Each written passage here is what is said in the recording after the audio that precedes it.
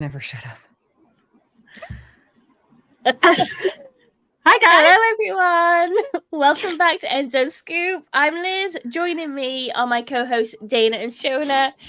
We'll be talking about all the drama and excitement from the NFL kickoff weekend. Now, for those joining us live, we do have a chat function. So if you've got any questions or even just something to say during the show, please drop in. But first, ladies, how good does it feel for the NFL to be back? It feels really good, but the problem is that the Rugby World Cup has also started. So we're now in a battle in my household as to who gets to watch what. So I sent Andy to the pub last night to watch the Wales-Fiji game, and I got the TV for Red Zone. Winner, you won. Yesterday was exhausting for me. It was a long day. It was my first live stream with PSF, the new app I'm working with. So I live streamed the entire Seahawks game, which was not the most fun. I just put it that way. But it was good. You know, it felt like a normal Sunday finally, right? Like in the off season, it's like I have soccer and I have all these other things, but the groove of the fall of Sunday and football, and it's just nice. You know what I mean? And so I was real happy. It was good to be back. Good. Well, let's face it. NFL Week 1 kicked off when the Chiefs played the Lions in Kansas. The Lions narrowly defeated the Chiefs with a score of 20. No? Kansas City. Yeah, because it's actually in Missouri. Kansas City, Missouri. Is it? Yeah. Well, people. I just learned something. So it's not in Kansas. So Kansas. Okay, let me tell you this. Kansas City, the city of Kansas City, is literally split down the middle by a street called State Line. Half of Kansas City is in Kansas, half of it is in Missouri, but the majority of it is in Missouri.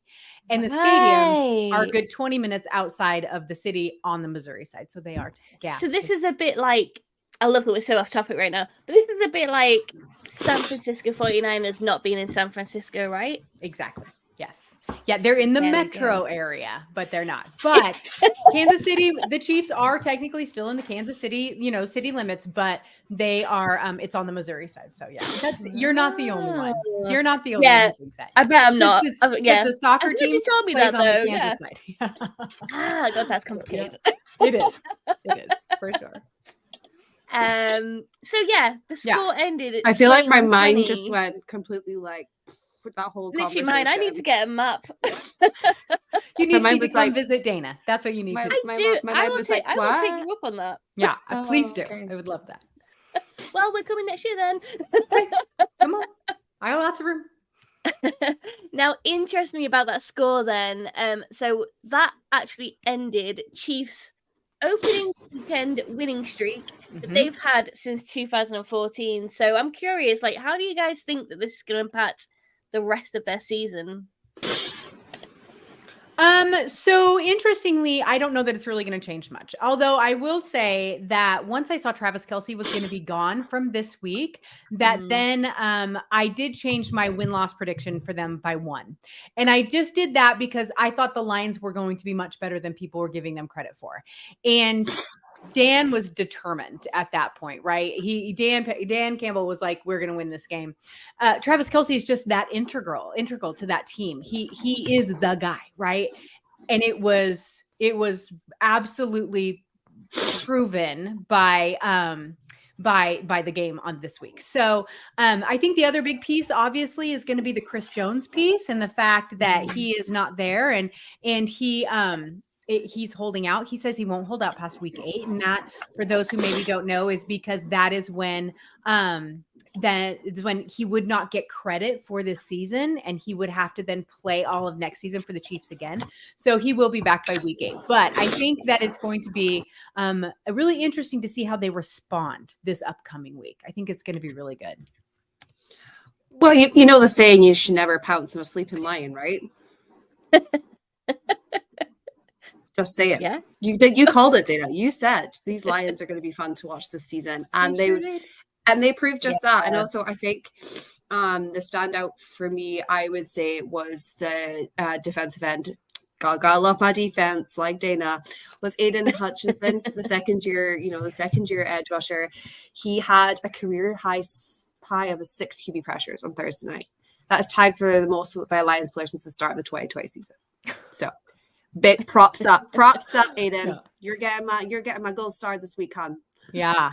And let's not forget the complete nightmare that turned out to be. So I don't know for those of you guys who were watching the game or not. So the Chiefs I think it was a right tackle, was not lined up on the line of scrimmage every single time, right? Like he was behind the line, which is not allowed. It should have been called. It was like 12 in a row that they did not call him. Why? Because he had Aiden Hutchinson coming at him full bore, right? And so he had to back up because Hutchinson is so fast and he's so good. And I think he is going to be the perfect example of going from that year 1 to that year 2 jump that those rookies often do. He's going to jump so high. Absolutely. Watch out for him. Definitely. We might go, like I said, gold star of the week. Yeah, for sure. I'm just glad that the Lions got a win. Like, I really hope that this is the start of their new era. I know they did so good last season, so I hope this is it. I hope this continues now. Can I also just give a massive prop to Jared Goff, who's now gone 359 consecutive passes without a pick? Jared Goff, the trash that they threw him out like the trash in LA. They're like, oh, he's just a throwaway. You guys do what you want with him. And then, boom, he just absolutely nails it. He's done so well. That's the third longest streak in NFL history behind Brady and behind Aaron Rodgers. Insane. Crikey. Jared Goff. Ryan Gosling lookalike. He really is. The cheap version. Hey, Bobby. Yes, for sure. For sure. Absolutely. Good on him. Good on him. He's like, I'm taking off my LA jersey. Screw you. Yeah. I'm done now. I'm done now down there. Yeah. But let's look kind of realistically. My coach no longer has to get pulled back every time as he tries to go over the touchline. Sean McVay. Right. I think the interesting thing here too is that this was probably a really big wake-up call for the Chiefs. Let's be honest. I think that they really had the feeling that we have dominated this league for 5 years in a row now, and now we're going to go ahead and continue to do that. And boom, they lose 2 players, which could have happened to injury. One was for injury, the other one wasn't. But I just think that it's going to be interesting to see how they respond. But Andy Reid even said in his presser, this is a little bit of a wake-up call for us. Yep, you are not infallible. And sometimes teams really need that. So I think it's important. Yeah. You got a cold, Shona. I know. No, I actually don't. I don't know what is going on. I know. My body is just being like panic mode, like fight or flight mode to get back to the podcast during my run. And now just like all seeping out. I'm going to mute. Oh, that's so funny. So yeah, I think that it's really, so I think that that's going to be the most interesting thing. Chiefs fans, I'm pretty sure you would have thought somebody died.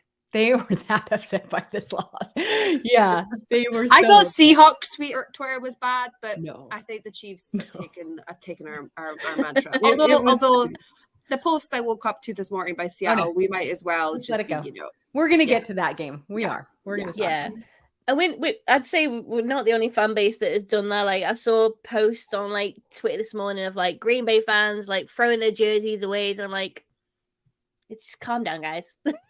Why would Green Bay they won handedly? Why would they be so upset? Jordan Love looked freaking amazing yesterday. Literally, I don't know that because I literally saw someone's post saying that people threw away their Green Bay jersey, but they won. No.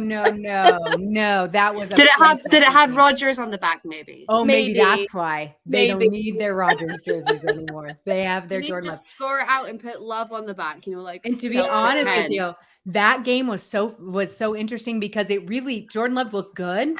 But that offensive line, holy crap, so good. And so, yeah, I would hope they could just be really excited about that. That was really fun for them. Yeah, and then speaking of like throwing away jerseys, imagine if you threw away your Tom Brady jersey after he left the Patriots. I know. And then after this weekend, it's like, all hail Brady again. Yeah.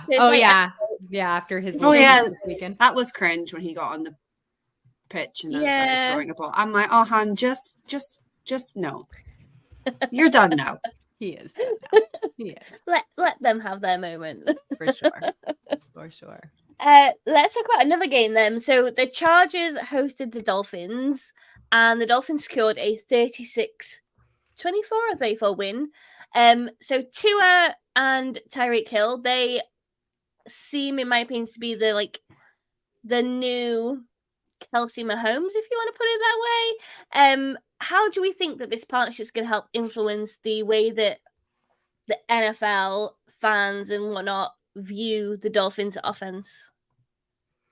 I still think this really is a make or break season for Tua. I think he did, the game yesterday. I watched in parts. I thought Justin Herbert did have a good game. For the Chargers. Really I thought he was really exciting. It just so happened that the Dolphins were just better, unfortunately, for him. But I do think, you have to give Tua some credit. Obviously, he had 466 yards with 3 touchdowns, with 5 going to Hill. So that is like a really good statistic and a really good matchup for him that I think that's maybe been missing down in Miami. I can't remember what Dayna calls the head coach, but it's always really funny. Hipster homebrewer. That's it, hipster homebrewer. Oh, what a name. I know. Look at him. That's what we are. Like we call Kirk Cousins Beige, he's hipster homebrewer. It's just the way. Yeah. We call Trevor Lawrence Sunshine. It's just what we do. I think though the Dolphins need to work on their pass rushers because they were really ineffective. I thought, especially against Herbert. But I mean, they did obviously for that final drive. They managed to sack him twice to seal the win. So that did help. I feel like they do need work moving forward. But yeah, I still think first game, we'll see how it goes. But I think, like I say, make or break for Tua this year. I think that's an interesting choice of words because it's the literal break of Tua. Can he stay healthy? Is this going to be where they can keep him from having concussions? Because that is going to be just a huge, huge thing. Because you can't tell me if he has one more concussion that fan base and the NFL and the league is not going to be like, dude, you already almost retired because of this. Maybe we need to slow your roll. But as of right now, he looked fantastic. And it was a 36-34 game. It was very tight, very offensively driven.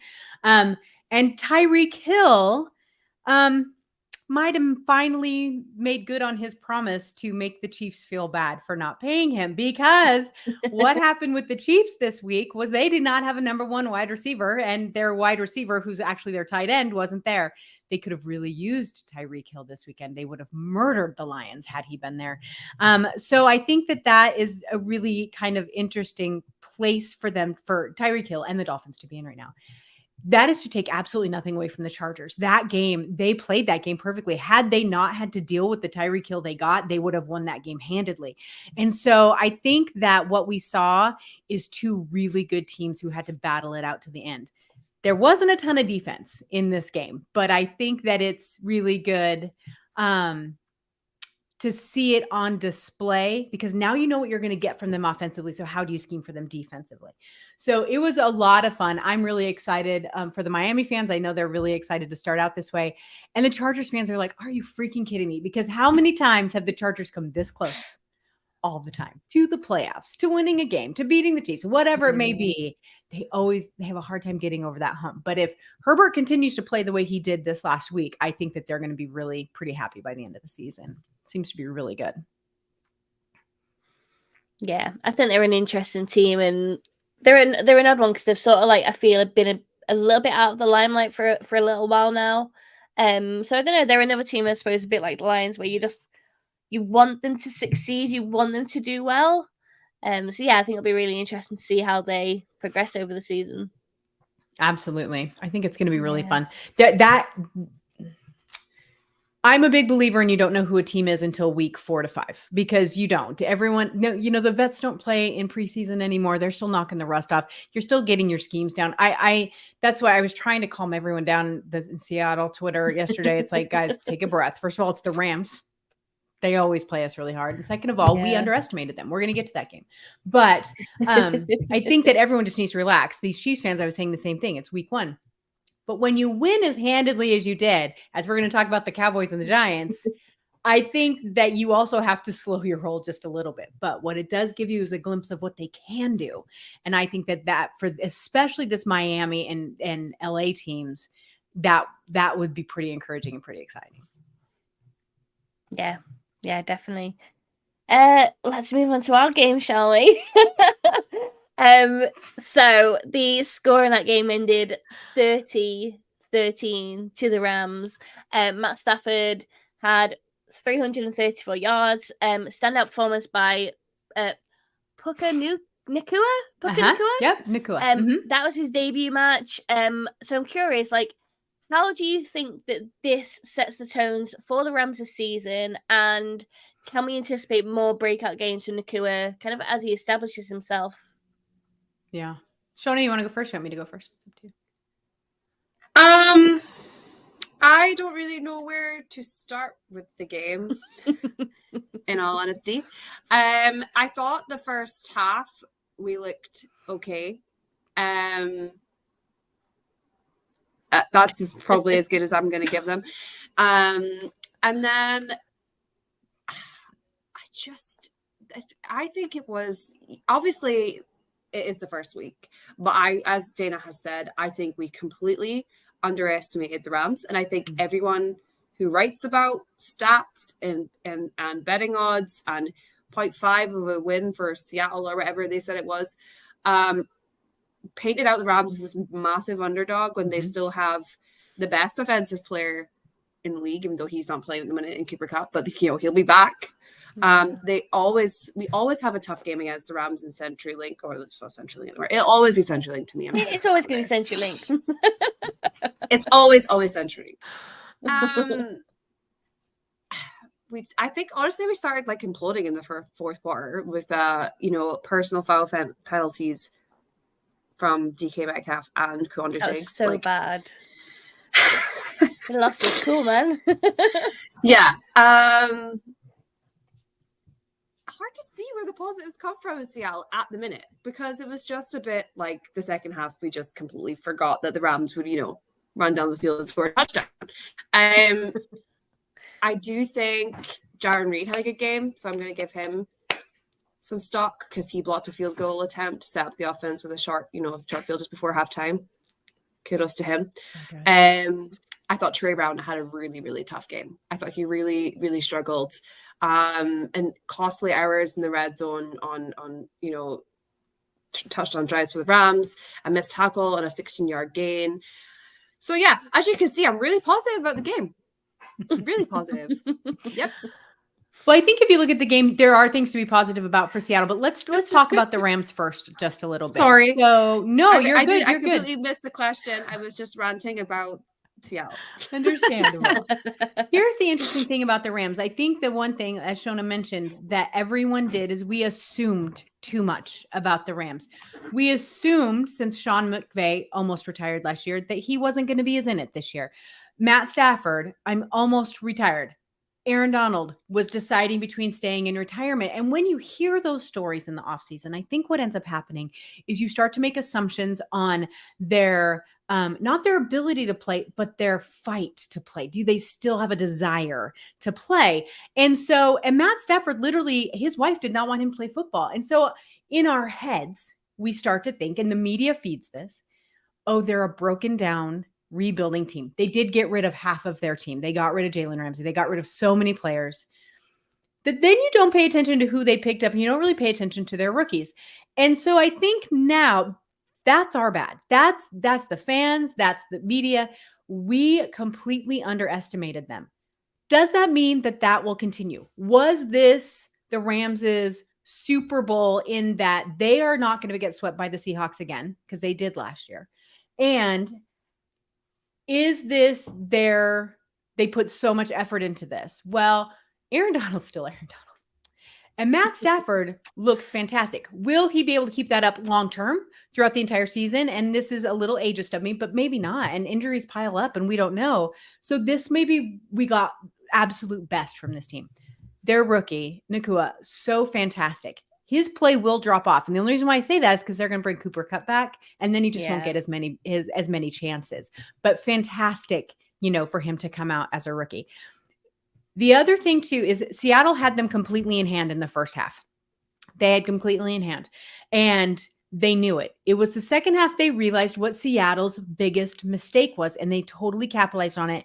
And the defense did not react to it. And that was the fact that we have said all offseason The Seahawks were 31st in run defense last year, and they did nothing but preach throughout the offseason that they were going to fix the run game. We're going to fix the run game. We're going to fix the run game. And they did.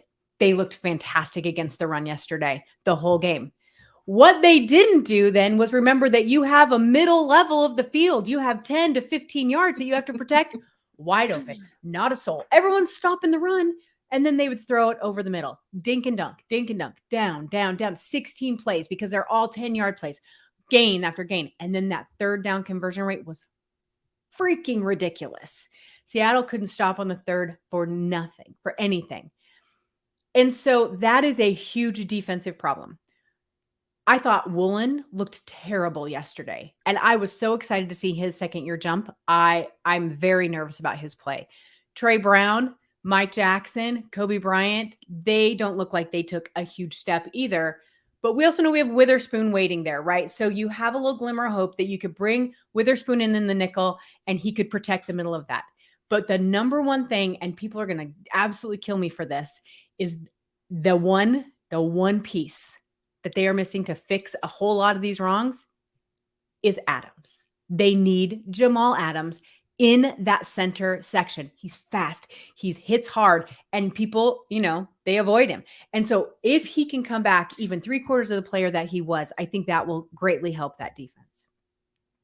The other thing, go ahead. How long is he out for? We don't know. He's week to week now. He's week to week. Okay. So hopefully soon he'll probably be on a pitch count, or that's what we call it. Do you guys know what a pitch count is? Like in baseball, if you have a pitcher that's just coming back, they'll only let him do so many pitches before they pull him. We use that kind of in all sports. And so he probably will only be able to play. It was the same with Jordan Brooks yesterday. They yanked him in the fourth quarter because they didn't want to have, he's just coming back from that ACL. So they had him on a pitch count too. So there were a lot of things there. The other thing that happened, and hopefully they'll both be back for week 2, is both of our offensive tackles out within 2 plays of each other. Abraham Lucas and Charles Cross out.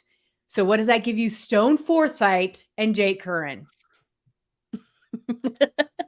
So the offense completely fell apart at that point, and they figured it out. And Aaron Donald figured out, hey, you're a third stringer on your tackle. I'm going to go right through you. I hope you're good with that. And so what do you do with that? There's nothing to be done with that. I will say this. I've never seen Sean McVay quite so jacked about a win. Even after his Super Bowl win, he wanted this and he wanted it badly, which I wonder if that's a little bit to do with Shane Waldron coming from his coaching tree. And so I think that's interesting. The other one, I've not seen Pete that pissed at a week 1 presser. Pete. Pete's always like, yeah, we're good. We're fine. We'll learn. It's just week 1. He was like, I don't know what the hell just happened. He was not happy. No. Yeah. Bobby Wagner said it best though. It's week 1. Calm down. I was just gonna say, is it not good that we have someone like him back in the locker room? I think that was something that Seattle really missed last season. They didn't have that cool, level-headed guy who will tell you played badly, but will also tell you it's week 1. We'll be better. And we'll go up to DK Metcalf and tell him to quit being a complete and total, excuse my language, shithead and getting these penalties when they don't need it. Bobby Wagner's like, at his presser, he's like, oh, I've addressed DK. It won't happen again. I'm like, yes, that's what we needed, right? Yeah, you need that had to be done. We totally missed that sort of overall authoritative sort of guy. So I honestly, I'm a little worried about Seattle going into Detroit next week just because they're so jacked and so ready. And that will be so good for that Lions. But at the same time, I'm a little worried or a little interested to see what the Rams do now because they play San Francisco next week.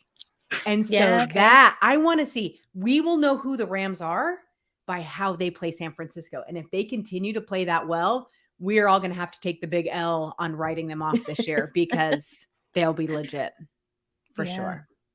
Sorry, that was very long-winded. So sorry. I wouldn't mind. I wouldn't mind the Rams being San Francisco. Just putting that out there. I don't disagree. I love what Chris has just written. He says you should never overreact to week 1, but also the Dolphins are going to win the Super Bowl. Yeah, okay. It's possible. It's only if Tua stays healthy. If Tua stays healthy, man. Yeah. That is your big That should be like in lights above Miami at the minute. We are winning the Super Bowl. Can we talk though, if just for a minute about that Cowboys Giants game? Because I will tell you how much crap I got. I predicted last week on the Archer Football prediction show that the Cowboys were going to the NFC Championship game, and I got so much shit for it. 40-0, ladies and gentlemen. That was a disaster of a football game. I was. What do you think went wrong? Like, what? Yeah. Well, I mean, they don't have an offensive line to begin with. That's like literally non-existent. Yeah. I mean, I feel sorry for Daniel Jones. Like, he's gonna have to just fluster around and run about, I feel, for the whole season, because they just haven't brought anyone in to protect this poor guy who they're saying is gonna be, their guy. They allowed 7 sacks. 7 sacks on their quarterback. Sacks are a quarterback stat. Here's the thing. Daniel Jones is exactly who we thought he was going to be. Yeah, he is. He literally is a mediocre quarterback that played well last year. That was probably the height. People, seriously. So they paid him a stupid amount of money for no reason. And I just am crazy about that. But even Saquon Barkley, that Cowboys defense their first 16 points were all on defense. When it was 16-0, those were defensive scores. Yeah. They cause a fumble, scoop it, run it in. Cause a fumble, scoop it, run it in. It was just amazing. So here's what's interesting to me.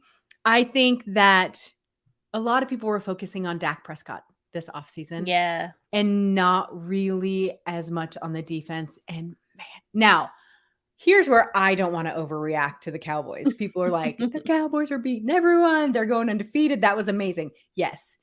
Keep in mind your opponent. Okay. I just think that the Giants, if they're going to get off the ground, it's going to take a little while for them to get rolling. I just do. But it was a disaster of a game. And so one of the podcasts that I do, Real Hawk Talk, I texted those boys and I was like, by the way, thank God we're not the Giants. That's all I know. Scored some points. Made me feel a little bit better. At least, you didn't see a 0, because even when you go for a field goal attempt, it apparently gets returned for a touchdown. Yeah. I'm telling you, everything that could have gone wrong for the Giants did. It was so sad and so exciting for Cowboys fans, because by God, the Cowboys fans they've been looking for something the last couple of years for sure. Yeah, I mean, I wouldn't want to be a Giants fan this year, I don't think. We'll see. No. Only week 1. I'm just going to keep saying that. And it's annoying. I know, but we got to wait. I think people were overreacting with the Bears as well, because they were just like, oh, they're going to be the number 1 pick, like 100%. That's where the Bears are going. And I'm like, it's week 1. If anyone should be saying that, it's the Giants. They scored nothing. Right. I mean, they scored 20 points and 30. I mean, it was 38-20, but still they scored 20 points. The Bears did. Yeah. So that's not so bad. Yeah.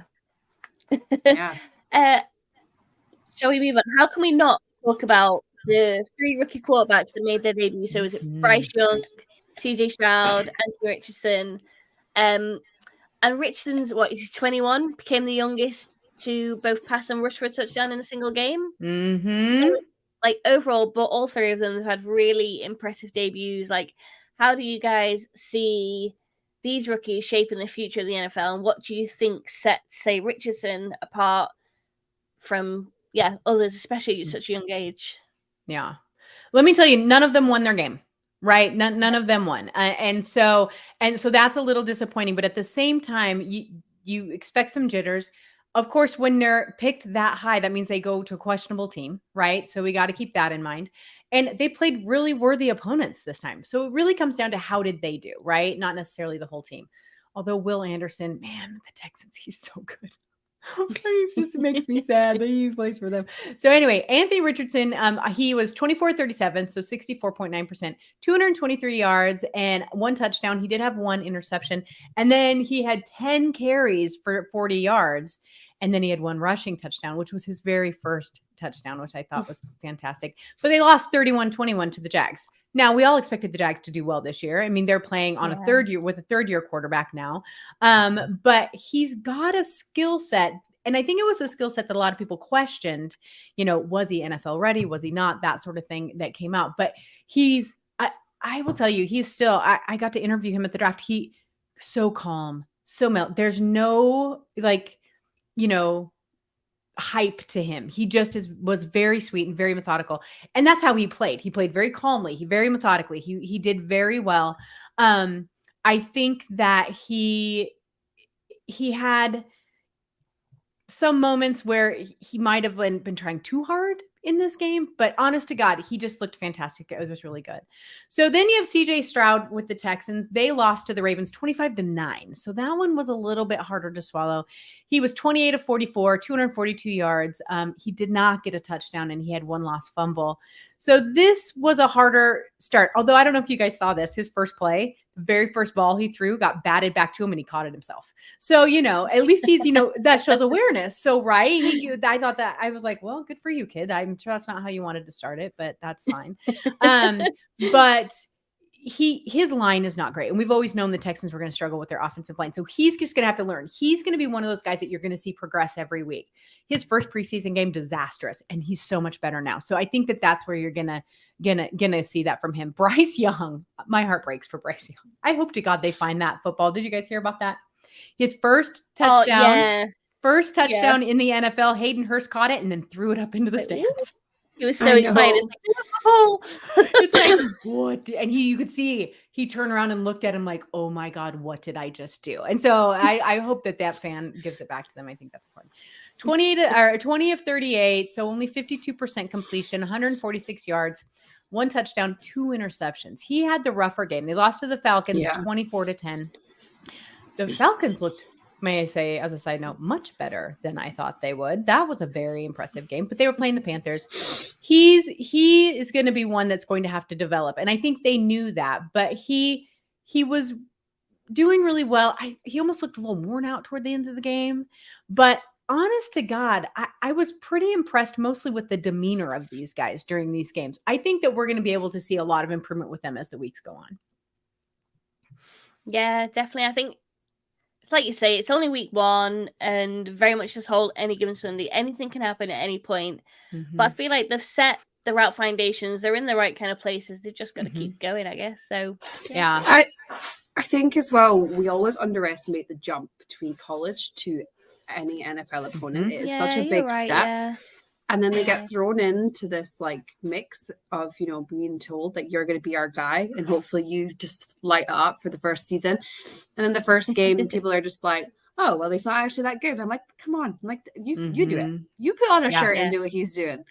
So I think there's a lot of factors to go into it, but I'm sure I was quite impressed with them as well. I think all 3 of them did quite well considering that it is a massive jump from college to NFL. Can I just say as well, though, how comfortable did Jimmy G look in a Raiders shirt? And the 16-point curse still sticks with Russell Wilson. Have you guys heard about this? He can't score more than 16 points as a Bronco. And sure as he got to 16, I'm like, oh, he's going to break it. 16. They lost. I really thought that was going to go well as well. I thought they were doing so well. I thought Sean Payton did the first offside kick of the season, and then it wasn't. It was pulled back because it didn't reach the yardage. But I was like, oh, this is going to go well for the Broncos. And then Jimmy G was like, actually, I left San Fran now, so I actually feel really good about myself. So. It was, I haven't watched that entire game. That's one I want to go back and watch. But it was, I heard that Russell looked better. But then Denver, I think Denver lost 2 more players to injury yesterday. They are so snake bit when it comes to that. It's terrible. But, and then the Browns lost Conklin. There are so many injuries happen. We didn't even touch on that. Yesterday was kind of injury mess. But you're right. Jimmy G played better than I thought he would, especially against a divisional opponent, but they don't know him. He's just new to the division. So I think that they'll have to wait and see how that goes. But 16 points. We're waiting, Russell. We're waiting. Are we? You can do it. I am. Oh yeah, I want him to do well. Like I was very bitter last season. No, I don't want him to. I don't want him to do. I don't want him to do well, Liz. Come on now. Why? I don't know. I was so upset after you left us. I felt so. I was upset until he became a complete knob about it and made it out like he had to get out, and it was like the worst thing since sliced bread. I was like, "Hun, you were probably the problem." Work though. But here's the thing. Come on. If nothing else, I want him to do well because I really want him to get in the Hall of Fame. But also, we have the Broncos' 3rd round pick next year because of a trade we did during the draft. So we want him to do well, but we'd like to be at the top of the 3rd round, not the bottom of the 3rd. Yeah. I mean, maybe just he could do well in football, just stop speaking in life. That would be great.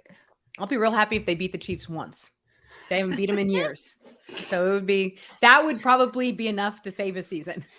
I'm not over the breakup. I'm still in my grief stage. Yeah, we can see. Still in the anger part of it. I'm like, Russell, until you're nice about Seattle, don't talk to me.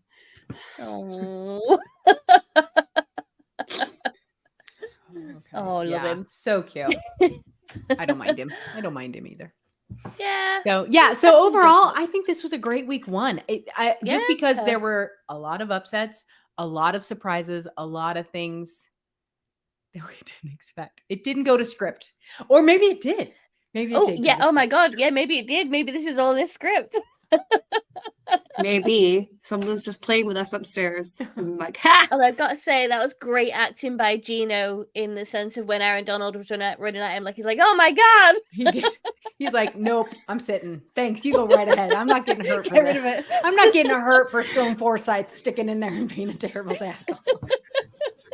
That was a business decision if I've ever seen. I really like Gino. Yeah, he's so good too. at interviews I do too. Yeah, yeah, he's great. All right. He did miss Bobo. He was completely wide open, but we'll move on. Yeah, we will. That's fair. We have covered a lot of ground today. I think we better end it now. But I hope that anyone who joined us, hope you enjoyed it. We are going to be back every other Monday at 6:30 UK time, 1:30 Eastern time. Make sure you subscribe if you're not already. Obviously, we want you to be involved in these and come on to all of our episodes as well. So until next time, thanks for joining. Thanks, guys.